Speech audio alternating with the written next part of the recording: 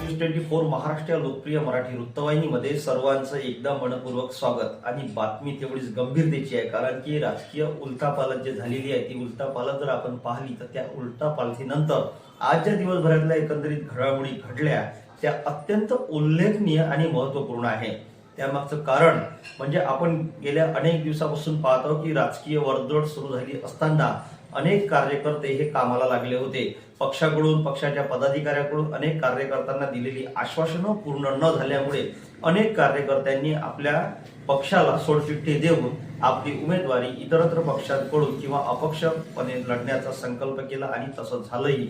अनेक ठिकाणी निष्ठावान असलेल्या कार्यकर्त्यांनी वेळेवरच पक्ष सोडून दिला आणि दुसऱ्या पक्षात जाऊन त्यांनी आपली उमेदवारी दाखल केली।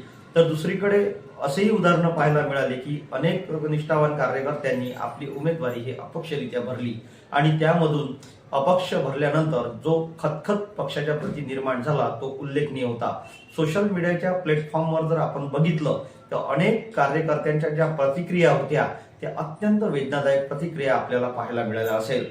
तर त्यामध्ये काही पक्षाचे कार्यकर्ते जे आपलं सर्वस्व समर्पित करून पक्षासाठी, केवळ पक्षासाठी आपलं आयुष्य गमावणारे कार्यकर्ते यांच्यासाठी हा काळा दिवस म्हणावा लागेल। पक्षाच्या सतरंजा उचलता उचलता ज्यांचं आयुष्य झिजलं, पक्षासाठी काम करता करता ज्यांचं घरादारावर तुळशीपत्र ठेवलं, अशा अनेक कार्यकर्त्यांची उदाहरणं तुम्हाला देता येईल। अनेक उदाहरणं कार्यकर्त्यांची तुम्ही सुद्धा अनुभवली असेल, कारण असे कार्यकर्ते प्रत्येक पक्षात आणि प्रत्येक जिल्ह्यात, प्रत्येक तालुक्यात, प्रत्येक गावात तुम्हाला पाहायला मिळेल। पक्षाकडून तीळमात्रही अपेक्षा न ठेवता केवळ पक्षाचं निष्ठेनं काम करणाऱ्या कार्यकर्त्यांची फळी आज शिल्लक आहे, म्हणून पक्षाचं अस्तित्व शिल्लक आहे हे मात्र नक्की। निष्ठावान कार्यकर्त्या हा निष्ठावानपणे आपली जबाबदारी पार पाडतो, मात्र राजकीय नेते त्यांचा नाहक बळी घेतात हे आजच्या या निवडणुकीच्या एबी फॉर्म वाटपावरून तुमच्या लक्षात आलं असेल। अनेक पक्षांच्या कार्यकर्त्यांनी आज राजीनामे दिले आणि दुसऱ्या पक्षाची उमेदवारी घेतली। वर्षानुवर्षे सतरंजा उचलाच्या, वर्षानुवर्षे त्या नेत्यांच्या मागं फिरायचं, वर्षानुवर्षे पक्षासाठी समर्पित जीवन जगायचं, स्वतःच्या संसाराला खीळ द्यायची आणि पक्षाचे आदेश सर्वोच्च आदेश समजून पक्षाचं कार्य करायचं, हे कितपत योग्य ठरलं हे या निवडणुकीत दिसलं। अनेक कार्यकर्त्यांनी आपल्या भावना व्यक्त केल्या आणि प्लॅटफॉर्मवर, सोशल मीडियाच्या प्लॅटफॉर्मवर तुम्ही त्या सुद्धा पाहू शकता। परंतु प्रश्न निर्माण होतो असा की कार्यकर्त्यांनी पक्ष का सोडावा। काल नुकत्याच एका पक्षाच्या प्रमुख नेत्यांनी जाहीर केलं, मी नाव कोणाचं घेणार नाही, परंतु जाहीर केलं की परिवारात मुलाला मुलीला तिकीट देणार नाही, आमदार खासदारांच्या मुला मुलींना तिकीट देणार नाही। मात्र हे बाब कितपत योग्य आहे किंवा असेल हे तुम्ही समजू शकता, कारण पक्षात आलेली मंडळी ही केवळ राजकीय स्वार्थापोटी आलेली आहे आणि त्या कोणत्याही पक्षात येणारे लोक केवळ स्वार्थासाठी येत असतात। परंतु यामध्ये काही लोक अशी असतात की जी लोक पक्षाचे निष्ठावान कार्यकर्ते असतात, त्यांच्या भावना दुखावल्या जातात म्हणून ते इतर पक्षात जाऊन आपली उमेदवारी दाखल करतात, म्हणून ते चुकले असं समजता येणार नाही। पक्षाचं नेतृत्व दिवसेंदिवस बदलत चाललं आहे, पक्षाचे विचार दिवसेंदिवस बदलत चालले आहे।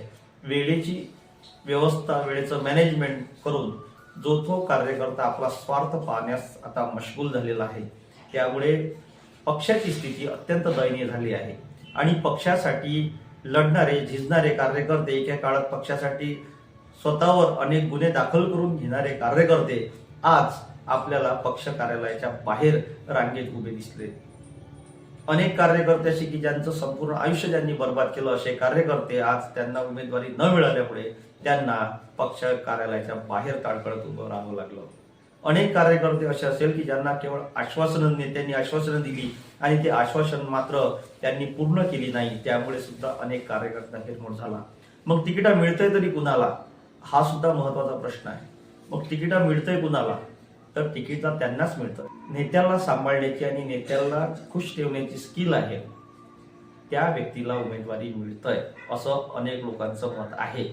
यात काही दुमत नाही, कारण की आज पैसा हा सर्वोच्च झाला आहे आणि उमेदवारीसाठी जो कार्यकर्ता निष्ठेनं काम करणार आहे तो जेव्हा उमेदवारी मागायला जातो तर त्याकडून ते पक्षाचे काही हितचिंतक असतात की ते विचारतात की तुमच्याकडे तुम्ही खर्च किती करणार, इथपासून तर तिथपर्यंत संपूर्ण व्यवस्था ही भरकटलेली आहे. म्हणून आज ज्या निवडणुकीच्या उमेदवारीच्या माध्यमातून अनेक लोकांच्या भावना दुखलेल्या आहे, अनेक कार्यकर्त्यांचे मन खचून गेलेले आहे. त्यामुळे त्या कार्यकर्त्यांपासून युवा कार्यकर्त्यांनी, युवा पक्षाच्या हितचिंतकांनी एक शिकलं पाहिजे की ज्या कार्यकर्त्याने आपलं अख्खं आयुष्य पक्षाच्या कार्यासाठी समर्पित केलं, त्यांना डावलून अनेक आयारामांना उमेदवाऱ्या दिल्या गेल्या.